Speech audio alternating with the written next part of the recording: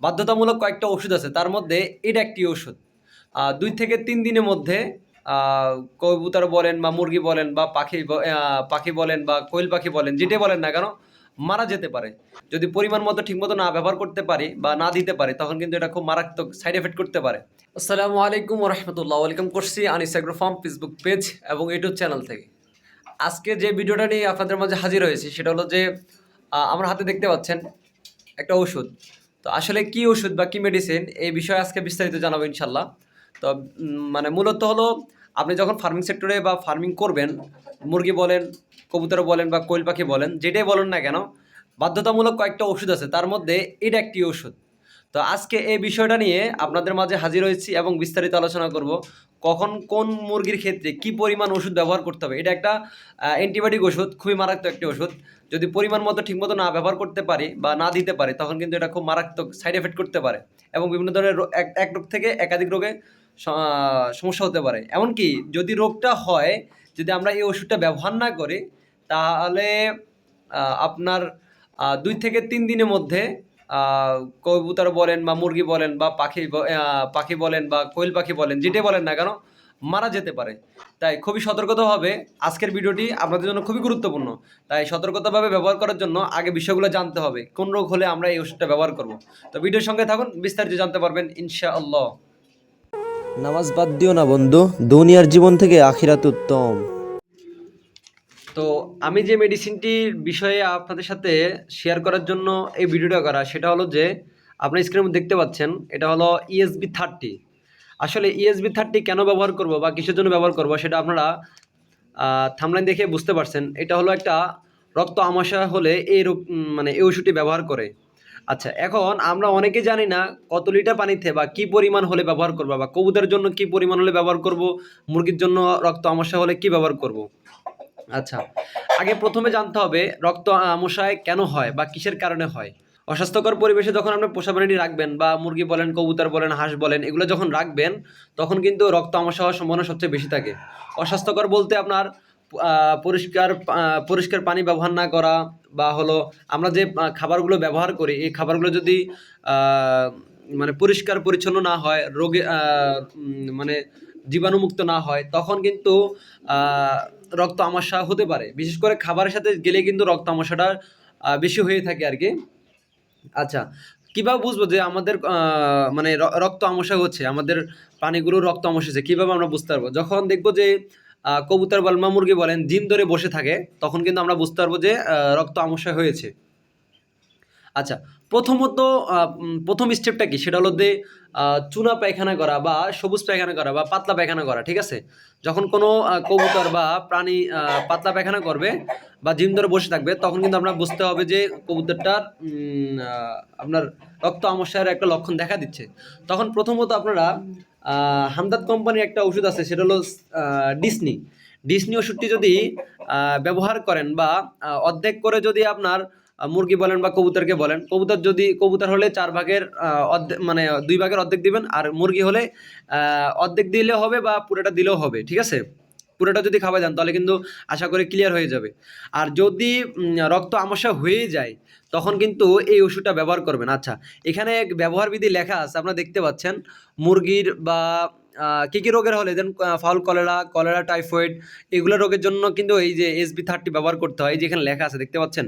ব্যবহার বিধি নিম্নের বর্ণিত মাত্রার পরপর ৩ থেকে ৫ দিন খাওয়াতে হবে। মূলত এই ওষুধটা যদি আপনার রক্ত আমাশয় হয়ে থাকে, তখন কিন্তু এই ওষুধটা ব্যবহার করবেন কিভাবে? এখানে লেখা আছে, সেটা হলো যে এই যে আপনারা দেখতে পাচ্ছেন, এই যে এখানে লেখা আছে ৩ থেকে ৫ দিন ব্যবহার করতে হবে।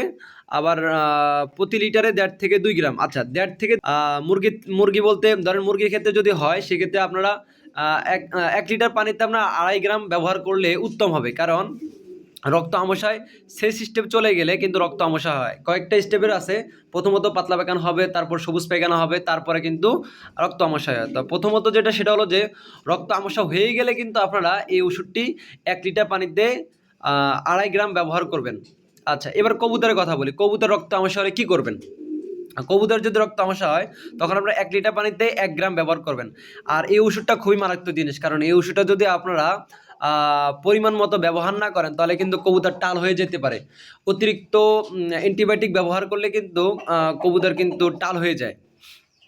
ঠিক আছে, এই দিকগুলো খেয়াল রাখতে হবে। এবং কি পরবর্তী SB30 কিন্তু ব্যবহার করলে কাজ নাও করতে পারে, বা অ্যান্টিবায়োটিক কোনো ওষুধ যদি ব্যবহার করেন তাহলে কিন্তু কাজ নাও করতে পারে। ঠিক আছে, তাহলে মূলত এই জিনিসটা খেয়াল রাখবেন অবশ্যই। এই যেখানে লেখা আছে আপনারা দেখতে পাবেন। এমনকি খাবারও ব্যবহার করতে পারবেন। আবার বেশিরভাগ মুরগির কিন্তু শীষ সিস্টেমও হয়ে গেলে কিন্তু এখানে লেখা আছে, এই দেখেন একদম শীষের দিকে কিন্তু লেখা আছে, আপনারা দেখতে পাচ্ছেন। এই যে এখানে দাঁড়ান, আমি আপনাদের দেখাচ্ছি। এই যে আপনারা দেখতে পাচ্ছেন, তীব্র রোগে প্রতি লিটারে 2.5 গ্রাম। সেক্ষেত্রে বললাম তীব্র রোগ কখন হয়, যখন আপনার শেষ স্টেপে চলে যায়, তখন কিন্তু আপনার একদম যখন শেষ স্টেপে চলে যায় তখন কিন্তু আপনার রক্ত আমস্যা হয়। সেজন্য বললাম রক্ত আমস্যা যখন একদম শেষ স্টেপে যাবে তখন কিন্তু আপনারা রক্ত আমস্যা হবে। প্রথম স্টেপ পাতলা পায়খানা, দ্বিতীয় স্টেপ চুনা পায়খানা, তৃতীয় স্টেপে যা কিন্তু রক্ত আমস্যা হয়। তো রক্ত আমস্যা হলে প্রথমত কাজ হলো আপনারা মুরগির ক্ষেত্রে হলে আপনারা 1 লিটার পানিতে ব্যবহার করবেন 1 লিটার পানিতে ব্যবহার করবেন 2.5 গ্রাম করে। আর যদি কবুতরের ক্ষেত্রে হয় সেক্ষেত্রে আপনারা 1 লিটার পানিতে 1 গ্রাম ব্যবহার করবেন। অবশ্যই এই জিনিসটা খেয়াল রাখবেন, কারণ অতিরিক্ত মাত্রায় যদি আপনারা ব্যবহার করেন তাহলে কিন্তু অতিরিক্ত মাত্রায় অ্যান্টিবায়োটিক ব্যবহার করলে কিন্তু কবুতরের বা মুরগির বলেন ডিম পাড়ার উৎপাদন ক্ষমতা কমে যায়, বা রোগ প্রতিরোধ ক্ষমতা কমে যায়। সুস্থ হলেও কিন্তু পরবর্তী সমস্যা সৃষ্টি হয়। তো একটা জিনিস সুস্থ যদি মানে রোগ প্রতিরোধ ক্ষমতা যদি আমরা মানে অ্যান্টিবায়োটিক ব্যবহার করে রোগ প্রতিরোধ ক্ষমতা মানে সমস্যা করে ফেলি, রোগ প্রতিরোধ ক্ষমতা কমিয়ে ফেলি, তাহলে কিন্তু পরবর্তীতে কোনো রোগ হলে কিন্তু তাকে আর বাঁচানো যায় না আর কি। এই জিনিসটা খেয়াল রাখতে হবে অবশ্যই। আর আরেকটা বিষয় হলো, আমি আমার ফার্মে যেটা ব্যবহার করি সেটা হলো যে কবুতরের ক্ষেত্রে 1 লিটার পানিতে 1 গ্রাম ব্যবহার করি, আর মুরগির ক্ষেত্রে হলে 1 লিটার পানিতে আপনার 2.5 গ্রাম ব্যবহার করি। তো আপনারাও এই পদ্ধতি অবলম্বন করতে পারেন, তাহলে আশা করি আপনাদের কবুতর বলেন বা মুরগি বলেন সুস্থ হয়ে যাবে ইনশাল্লাহ। আর যদি কোয়েল পাখির ক্ষেত্রে হয়, আপনারা অবশ্যই কোয়েল পাখির ক্ষেত্রেও কিন্তু ব্যবহার করতে পারেন। কোয়েল পাখির 1 লিটার পানিতে 1 গ্রাম ব্যবহার করাটা উত্তম।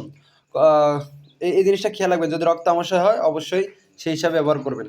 তো কবুতর বলেন, মুরগি বলেন, কোয়েল পাখি বলেন, বা আপনাদের পাখিগুলো বলেন, তো পাখিগুলোকে এইভাবে ব্যবহার করতে পারবেন। তো এই ওষুধগুলো মূলত এই যে SB30 যে আপনাদের সাথে যে ওষুধটা আমি শেয়ার করলাম, এই যে SB30 যে ওষুধটা আপনার সাথে ব্যবহার করলাম, এটা কোথায় পাবেন? এটা ভেটেরিনারি দোকানে গেলে আপনারা পাবেন। এটার মূল্য হলো এখানে লেখা আছে 17 টাকা। এটার দাম লেখা আছে 17 টাকা। আপনারা এই ওষুধটা 15 টাকা দিয়ে আনতে পারবেন, বা 17 টাকা বা 20 টাকা এরকম নিবে আর কি। টোটাল 15 টাকা থেকে 20 টাকা, এখানে 17 টাকা লেখা আছে। অনেক সময় আমার কাছে 15 টাকা নিচ্ছে, অনেক সময় অনেকেই গেলে আর কি অনেকের কাছে 20 টাকা রাখে, অনেকের কাছে 17 টাকা রাখে। তো যার কাছে এরকম রাখতে পারে আর কি। আবার এখানে বিধিনিষেধ লেখা আছে বিভিন্ন রকমের, যেরকম 30 সেন্টিগ্রেডের তাপমাত্রা নিচে রাখতে হবে আর কি, এর উপর যেন না যায়, মানে রোদের মধ্যে না রাখাটা উত্তম। এই জিনিসগুলো খেয়াল রাখবেন অবশ্যই। যে কোনো ওষুধ রোদের মধ্যে না রাখাটা উত্তম। 30 সেন্টিমিটার মানে তাপমাত্রা আর কি, 30 সেন্টিগ্রেডের নিচে রাখাটাই ভালো আর কি। তো অবশ্যই এই জিনিসগুলো খেয়াল রাখবেন। এটা মানে 5 গ্রাম থাকে এটার মধ্যে, দাম হলো 15 টাকা বা 20 টাকা নেয় আর কি। নাম হলো SB30। আপনারা এই ওষুধটি ব্যবহার করতে পারেন। তাহলে রক্ত আমস্যা হলে এই ওষুধটি ব্যবহার করবেন। যারা ফেসবুক থেকে দেখছেন তারা অবশ্যই পেজটিকে ফলো দিয়ে রাখবেন। আর যারা চ্যানেলটি ইউটিউব চ্যানেল থেকে দেখছেন তারা অবশ্যই চ্যানেলটিকে সাবস্ক্রাইব করে পাশে থাকবেন। আজ এ পর্যন্তই, সব ভালো থাকবেন। আসসালামু আলাইকুম রহমতুল্লাহ।